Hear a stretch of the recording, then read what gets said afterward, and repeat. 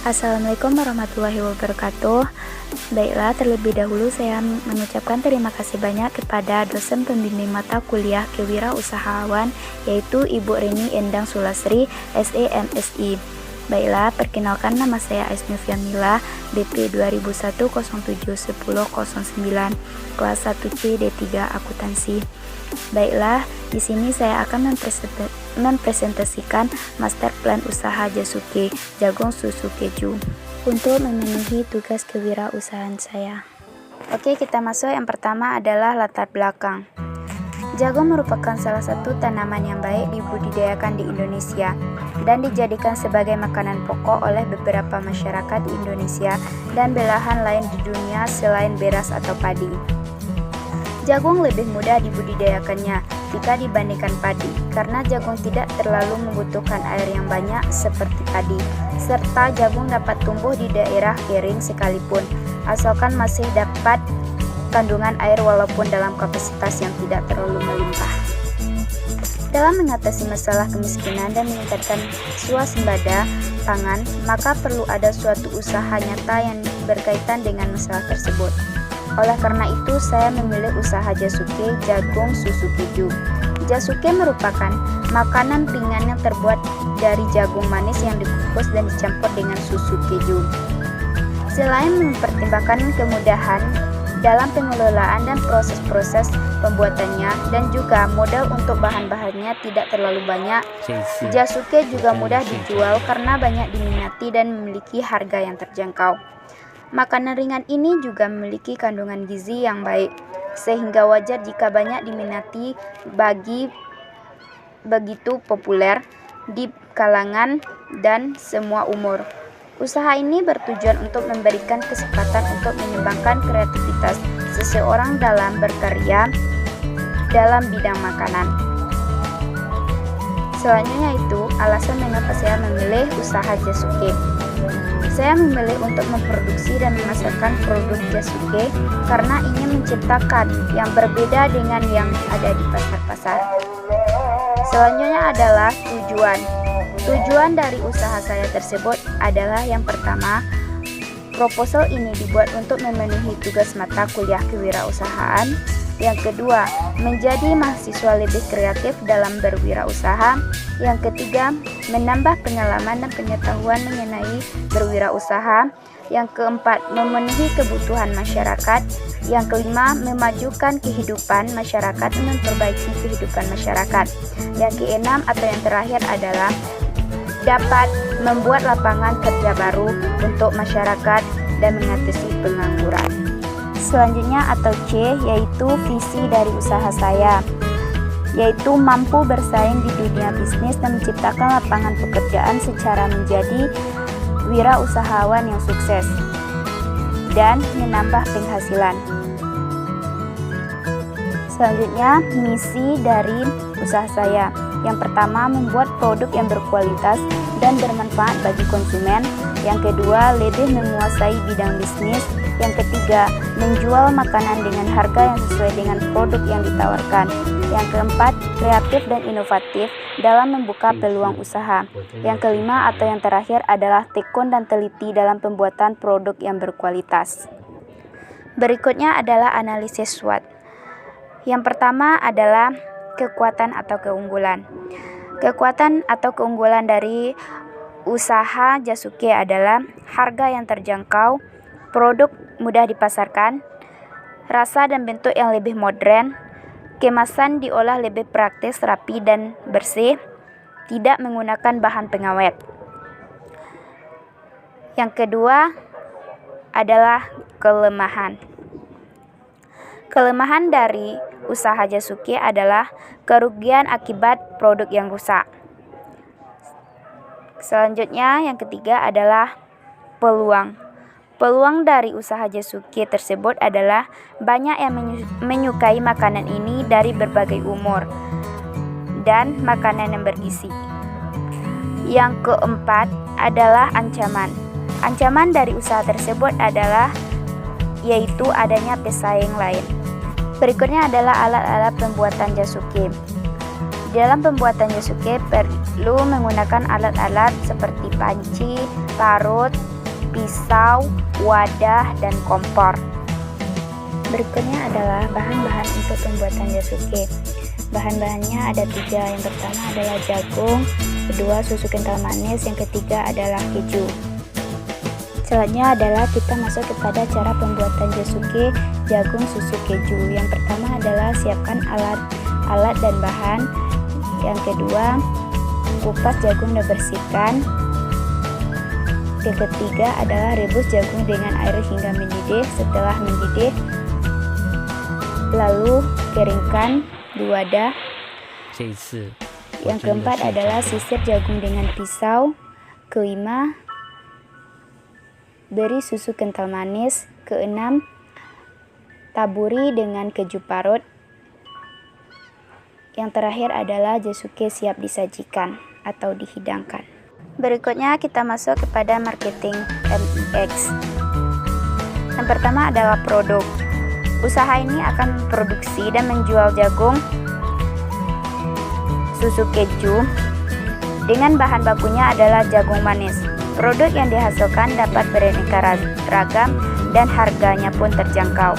Yang kedua adalah harga.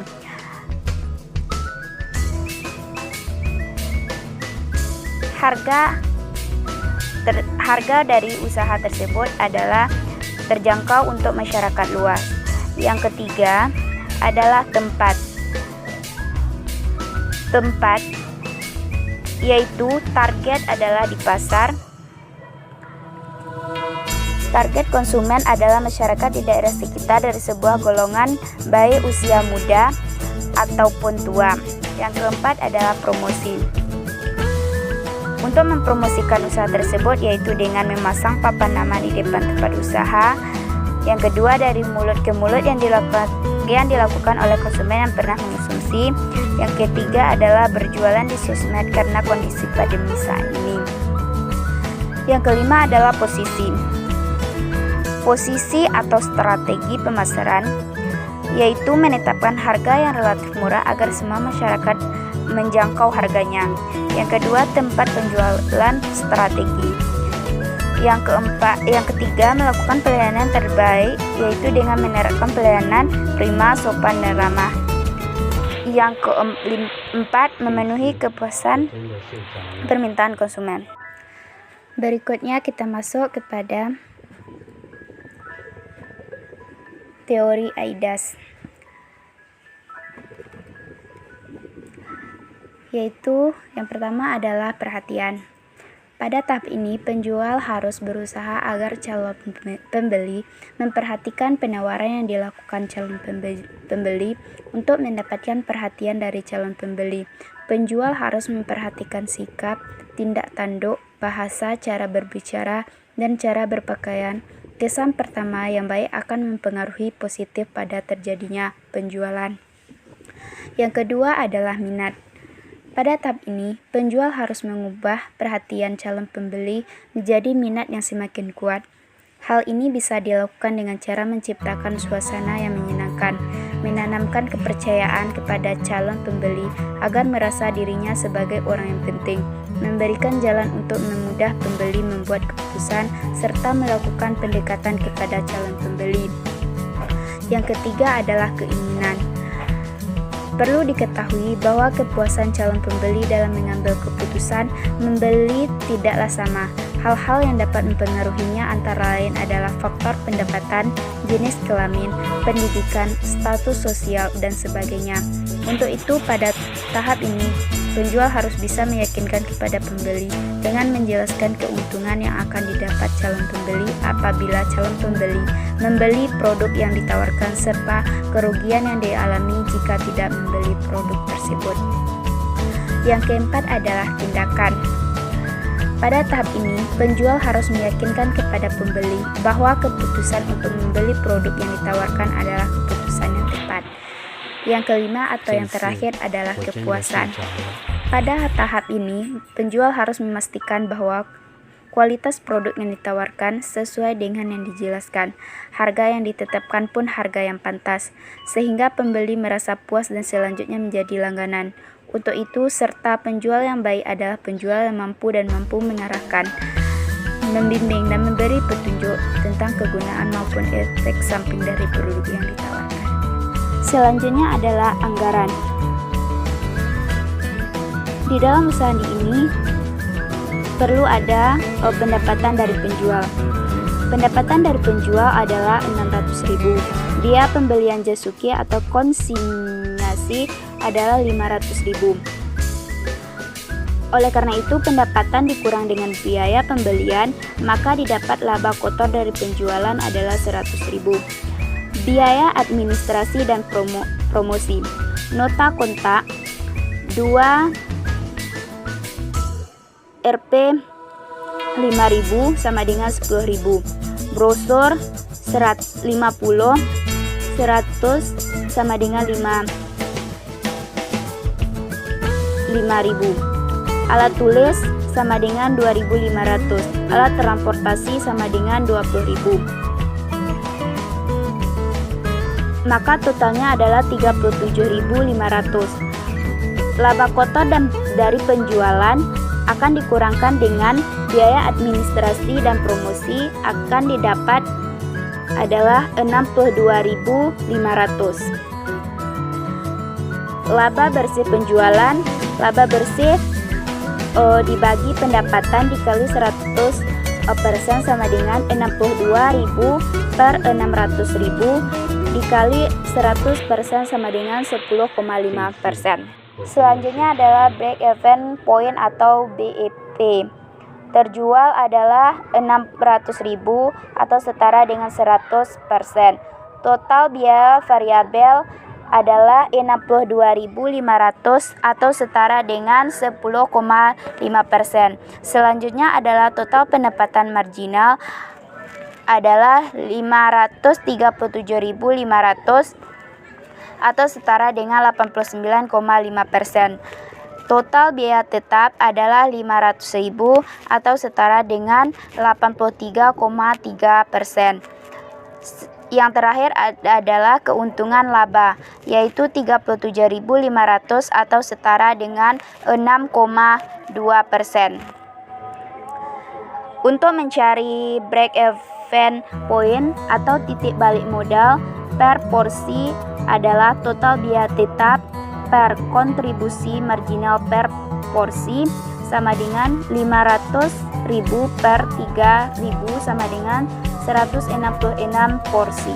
Kemudian break even point atau titik modal per rupiah, yaitu total biaya tetap dikali 1 dikurang total biaya variabel dibagi total penjualan sama dengan 500.000 dikali 1 dikurang 37.500 dibagi 600.000 sama dengan 500.000 dikali 1 dikurang 0,0625 sama dengan 500.000 dikali 0,09375 sama dengan 465,750.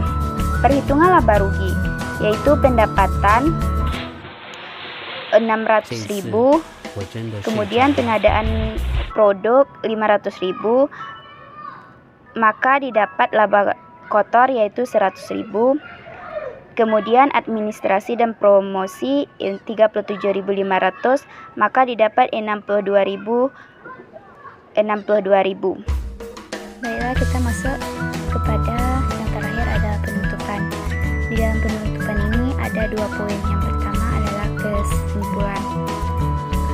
Kesimpulan yang dapat kita ambil dari usaha tersebut adalah bahwa dalam memulai suatu usaha perlu mengetahui terlebih dahulu berbagai macam hal yang berhubungan dengan usaha yang didirikan, seperti mengetahui peluang usaha, lokasi yang strategis, pemasaran produk dan aspek-aspek yang berkaitan dengan pendirian usaha, sehingga usaha yang akan dijadikan dapat berjalan dengan baik.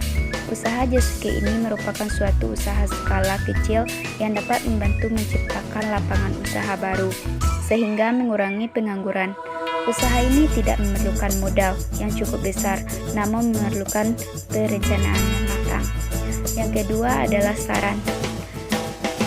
Yang pertama adalah dalam mendirikan usaha sebaiknya dipersiapkan segala sesuatunya dengan matang dan tepat sehingga usaha yang dijalankan dapat berjalan dengan baik.